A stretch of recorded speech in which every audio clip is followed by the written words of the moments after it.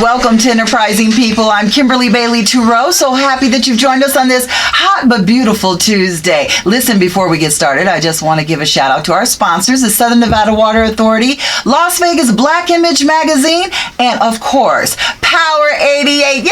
DJ Thup is in this issue. It's on the stands now in all your Smith's markets and also home delivered. You just have to go to mylvrj.com/blackimage and you can have your Black Image magazine delivered straight to your home. Now let's get to it because I'm so honored and excited about our guest today. I have been trying to interview this gentleman for so long, and today I'm just blessed because Dr. Cornell West is on the line with us, and it is truly a blessing. Hi, Dr. West. How are you?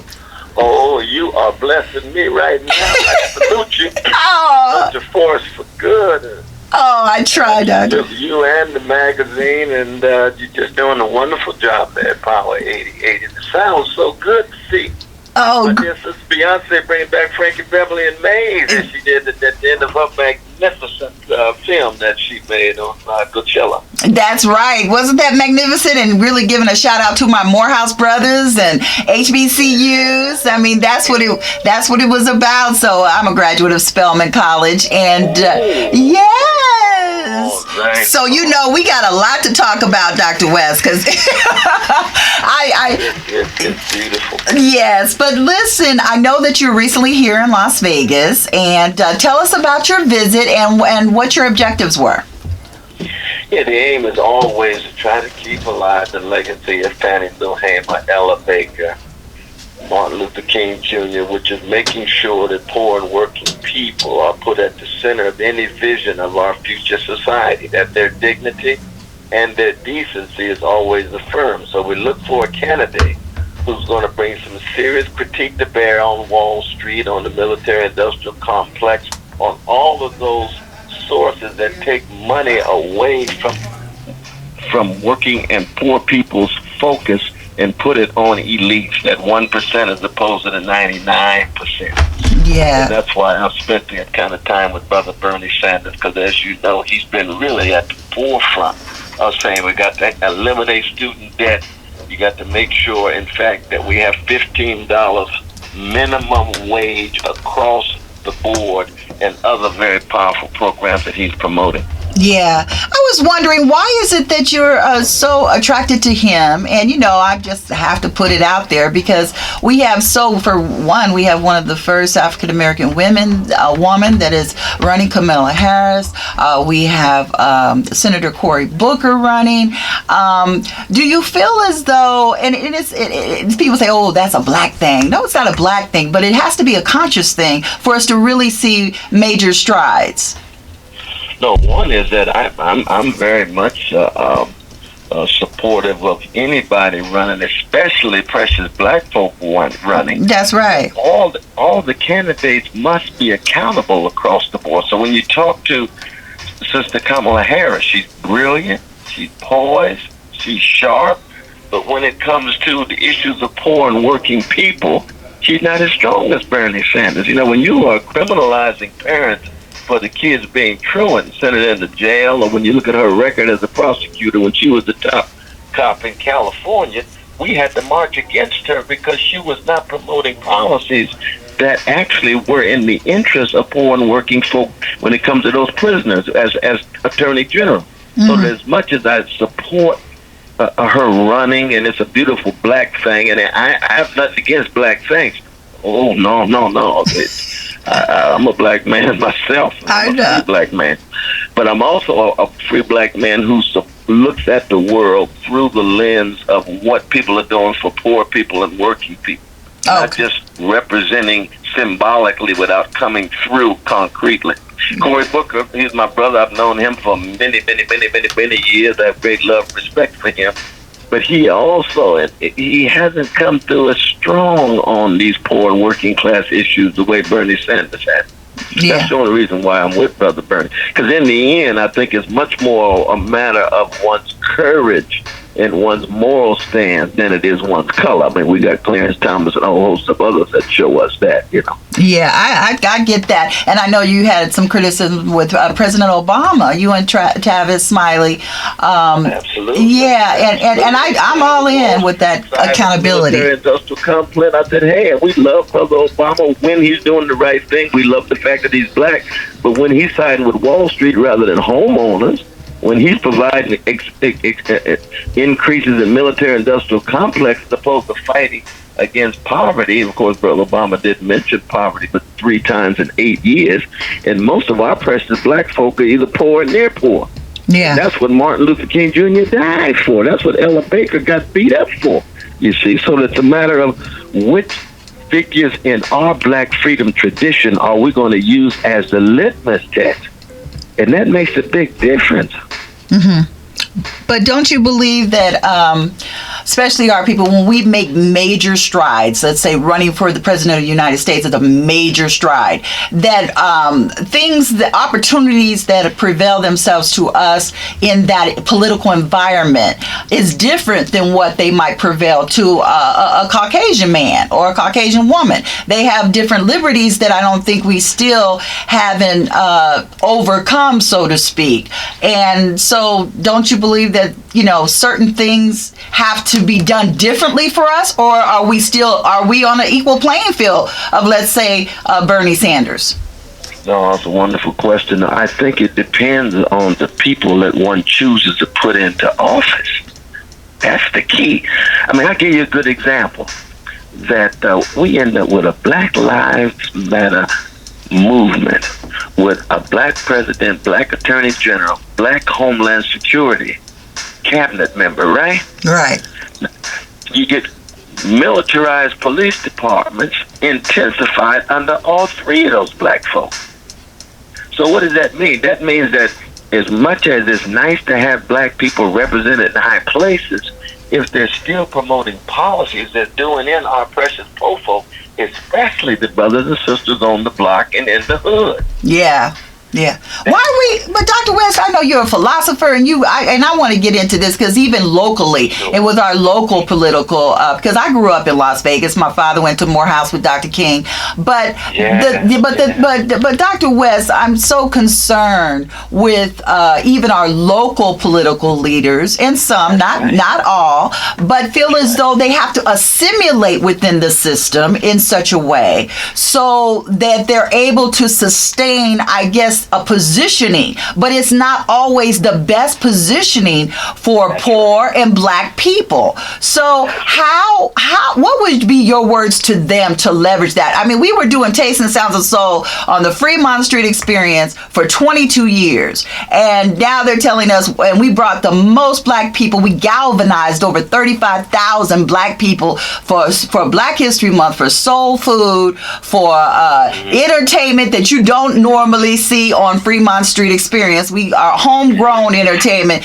And then they tell us we can no longer ever come back there. Now, there's no political person that we can even say, can you do something about this? Because we've never had a violent episode. We never had any, if anything, people were making business, black-owned businesses making money to sustain their businesses, if not just 2 or 3 days out of the year. So for them to say, you can't come back here no more after they see 35,000 black folks on Fremont Street. How do we get those political leaders to understand the state of emergency, not just for, you know, how do we get them to understand that cannot happen in 2019 as it pertains, and then I'm sure it's not just happening in Las Vegas, it happens all over the world. But what would be your words to our local black politicians that don't step out and step up?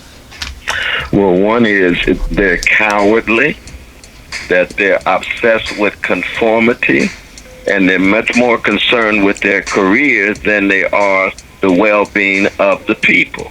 Right. Now, when you say assimilated, and I love the way you asked the question, my dear sister. Thank you. When you say assimilated, what that really means is they are well-adjusted to injustice. Right. And once you become well-adjusted to injustice, you all want to be mild-adjusted. You want to be mild-adjusted to injustice. Yes. That's the people coming into Fremont and saying, this is who we are. We bear witness. We want fairness. We want justice. Yeah. And if we have politicians of whatever color who cannot join that kind of movement, then they must be accountable. They must be voted out, or at least you got to put the limelight on Yeah. them in that regard. Well, that's what I think. That's what I just did. That's what you did. Yeah, but I believe in that very strongly. Exactly right. But that also means you're willing to be unpopular. Oh, I'm very, yeah. Morality. I believe in the primacy of morality and spirituality. That's the kind of revolutionary Christian that I am. I mean, I was just blessed to be at Victory Missionary Baptist Church, leadership of Brother Fowler, Robert Fowler, founded by A.J. Thompson, right there on the west side of Las Vegas. Right. And you say to yourself, the preachers themselves, no matter who they are, they must be accountable to something bigger than them. Please. They must be accountable to something bigger than them. But our politicians at the highest level running for president. Now, I wish, my God, if we had a Curtis Mayfield or a Nina Simone running for president who had courage, vision, I'd be with them breakdancing all the way. I know. But I can tell you one thing, though. I'd rather have a John Brown who is white in the black freedom struggle than some of these local black politicians you talking about who are assimilated. Yeah. But at the same time, I do believe, just like I believe with black-owned businesses, black-owned and operated, that we need to control our narrative. But how do we raise the consciousness? How do we raise the consciousness with our people and the call of order of black people? And I believe that something, the marching orders, and in 2019, what are those marching orders according to your, with your perspective? Well, I think it really goes back to Brother Martin Luther King Jr. He said the litmus test is fourfold. Who's fighting against racism? Who's fighting against poverty? Who's fighting against militarism? And who's fighting against materialism? And that's very important. All four of those. Materialism is a spiritual issue. If you got somebody who's much more concerned about the number of cars and how big their house is and what their trophy spouse looks like, then it's clear they're not going to be a strong fighter because they can be duped and they can sell out. If you get somebody who's talking about racism but not saying nothing about poverty, then they're not going far enough. Yeah. So they end up supporting black folk in the middle class and won't say that much about black poor and working people. We come from a tradition that says our precious black poor folk, our precious black middle class folk have exactly the same value as our Jack and Jill brothers and sisters. Right. And all of us together as a community. And same is true with militarism when it comes to war, when it comes to this big military-industrial complex with 60% of every dollar is spent on the military and the federal government before we even get a chance to have a debate. But Dr. You know what I mean? Yes, and listen, if you're just tuning in, we're having a wonderful conversation and honored to have Dr. Cornell West on the line with us on Enterprising People. So I just want to tell those listeners that are just tuning in. But Dr. West, I wanted to really, because my father was in economic development, Bob Bailey, William H. Bob Bailey, and here in Las Vegas, he was the Equal Rights Commissioner. He was an entertainer with the Moulin Rouge with my mother, Anna Bailey. But they came here in 1955. So Vegas was very, very different than what it is. Well, not very, very, but I give one very, very different than what it is right now. And the thing my dad always focused on was economic inclusion. And I was, and that's something as a business development person myself, helping people start their own businesses. What do you believe, especially and I'm speaking about black people. Why I'm speaking for black people? First of all, in the state of Nevada, we're the highest unemployed. We still we don't have that major executive controlling the economic wares on that Las Vegas Strip. So this is what I'm talking about, is economic inclusion, including our business, including us in that network. How can we really accomplish that, Dr. West? Well, one is, if we had stronger leaders, especially political leaders, they could use their political clout to make sure that black people got access to the capital and the credit required to be flourishing and flowering business women and businessmen, because you can't really talk about economic opportunity unless you talk about political power. That will never be able to gain access to economic opportunities unless we have those politicians who provide the power and pressure to open up the opportunities. The opportunities themselves don't come in and of themselves. There's a political system that's protecting the economic status quo. Yes. You got to use that political system to open up those opportunities. So you have to have strong political leaders, and you have to have social movements. You got to have people organized on the outside who are bringing power and pressure to bear. One of the things I like about Brother Bernie is when he talks over and over again about what? One president's not going to do it. He can't do it without millions of people putting power and pressure to bear on Wall Street, on pharmaceutical companies, private insurance companies, military-industrial complex, because they're going to try to crush you. Those interests cut so deep with the big money that they will crush you unless you have strong, courageous, sacrificial, service-oriented leaders and people. That's the only way that black folk, poor people, women, any group has been able to make progress. And once we give up on being committed to that kind of fight, you can rest assured, my dear sister, you're going to end up with some highly selected black folk at the top and the rest of the black folk barely making it and suffering and supposed to live vicariously through the few at the top.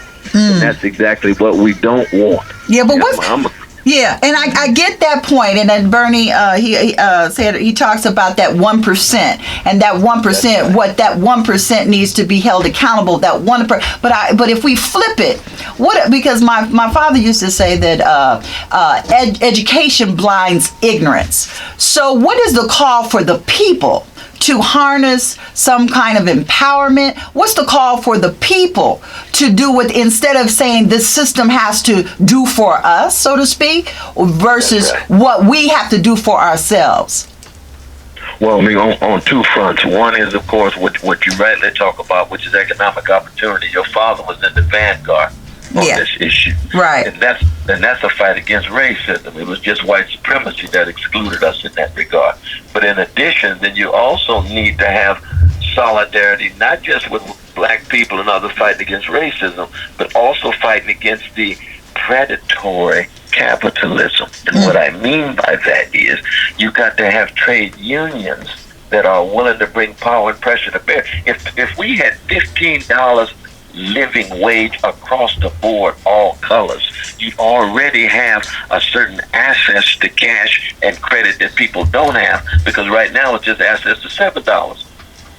That's double. That means poor people are able to live lives of much more decency, and most importantly, to be organized in a more effective way, in a more efficacious way, to bring power and pressure to bear on that wealth that hemorrhaged at the top. Because when we talk about economic opportunities, we're talking not just about private sector folk. We're talking about workers who are being exploited. We're talking about workers who don't have a right to engage in the kind of collective bargaining so that they can get a fair deal and be able to walk away with higher wages so they can feed their families and so that they can take care of their shelter and their health care. And, of course, I mean, the Medicare for all.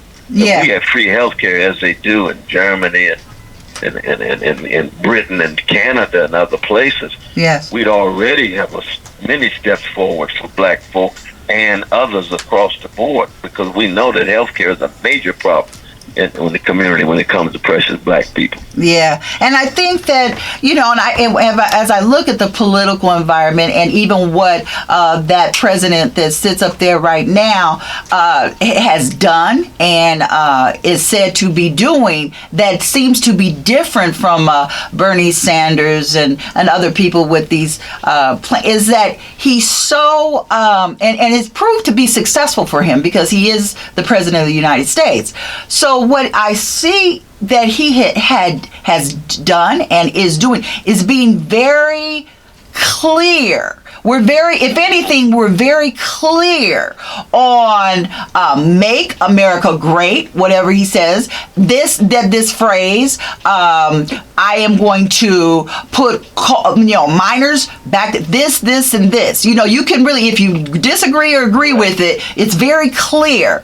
Sometimes, and the other parties, other candidates, it seems like it's just soft and fuzzy stuff. The same dialogue I've heard my father, I've heard other people in our, especially in our black leadership environment, have been talking about year after year after year. That is something that you can't really touch, feel, and actually put into motion because of the lack of consciousness with the multitudes of especially black folks to be on one page. So to try to say we're going to just accomplish this goal of unification, economic unification, we're going to make them pay more tax. We're going to do. How are you going to how is that going to actually be possible? And I was wondering, in this lifetime, do you think we'll really see that?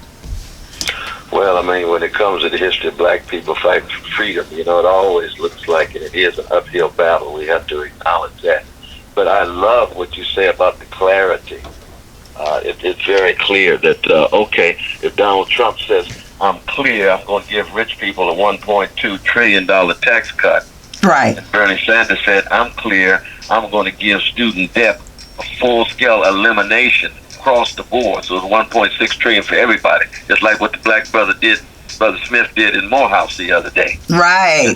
Clean it out. I was there. Clean it out. That's right. Right there. I was there. That was my reunion. That's it. Now, see, that's what Bernie's going to do across the board. Is he? Same is true with Medicare. But how can we trust Bernie? Police going to jail. What? You're going to make sure police go to jail when they shoot our precious young folk. We'll give them a fair trial. They going to jail. No more acquittals. Why? Yeah. Because you're going to make sure you have federal oversight. You ain't going to have no investigation and all this other stuff that stands in the way. This is what was part of the problem of the Obama administration. It looked like they were doing something, but our kids were still getting shot. Why? Because these police weren't going to jail.